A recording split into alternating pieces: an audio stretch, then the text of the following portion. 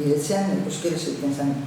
Kontu katarreze puntora arte, Arantxa, eskolia zan egon ziren bizitzen apur baten, da gero Iseko osabat orte ziren nien bizitatzen, nire Iseko osan,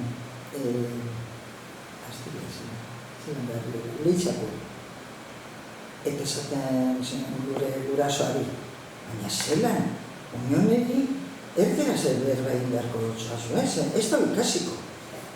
Ez da ikasiko, euskira bakarrik daki.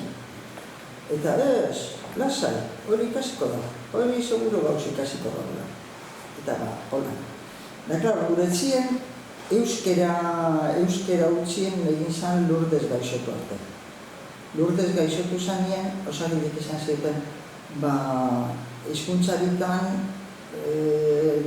nekez aurrera joateko, eta aukeratu hizkuntza da. Gaztelera ere euskera. Eta, egin artien asko pentsauta gero, pentsau zuen, praktikotasunera joateko, berdera, gazteleraz berbaiti.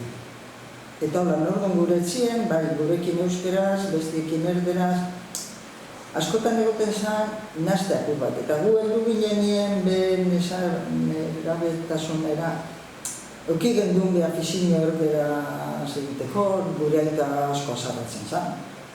Erdera zentzuen ezkero, baina, amak esaten zen, apurtxo bat nausitzen direnien, eura behi konturatuko dire. Eta holako